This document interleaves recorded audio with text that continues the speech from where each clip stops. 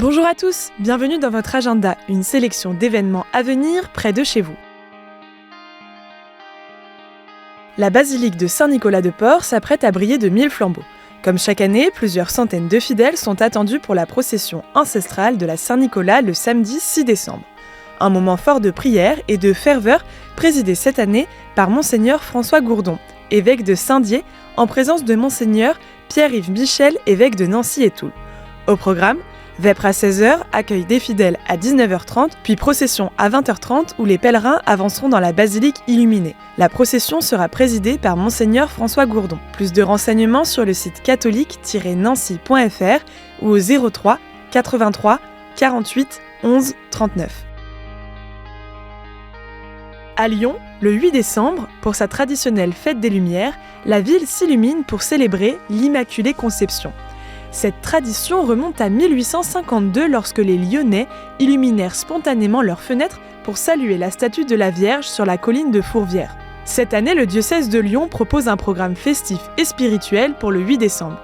Les vêpres ouvriront les festivités à 18h à la cathédrale Saint-Jean-Baptiste. Puis, à 18h30, une procession au flambeau partira de la cathédrale pour rejoindre la basilique de Fourvière où elle arrivera à 19h30. La messe des jeunes débutera à 20h, présidée par l'évêque Monseigneur Olivier de Germay, et une autre messe, pour les intentions des Lyonnais, sera célébrée à 22h. Dans tout le diocèse, les paroisses proposeront également des temps de prière, des illuminations, des concerts et des veillées de louanges à découvrir via la carte interactive sur le site du diocèse.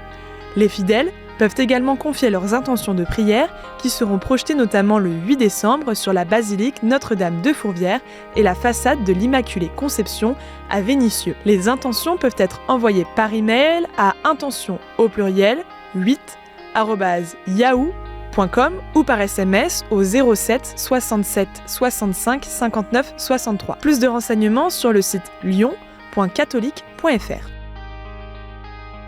Guillotinés en 1794, au cœur de la terreur révolutionnaire, les 16 carmélites de Compiègne, canonisés par le pape François en 2024, incarnent la confrontation entre l'Église et les violences révolutionnaires.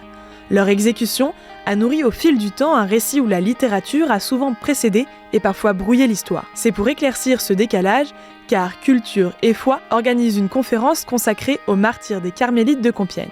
Comprendre pourquoi et comment ces religieuses sont devenues plus célèbres que d'autres victimes de la Révolution et retracer le processus de découverte de ce drame. L'événement aura lieu le mardi 10 décembre de 18h à 19h30 à la salle paroissiale de Saint-Honoré-d'Eylau. Un lieu choisi pour sa forte portée symbolique, l'église abrite l'une des plus anciennes représentations des martyrs. La participation à cette conférence est sans inscription préalable.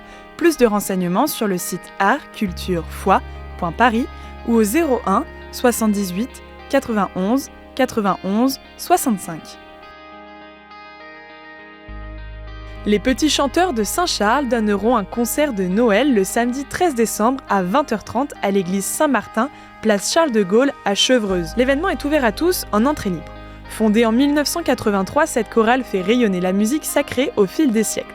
Le public pourra ainsi découvrir un répertoire riche, allant des motets de la Renaissance aux œuvres de grands maîtres de la musique classique.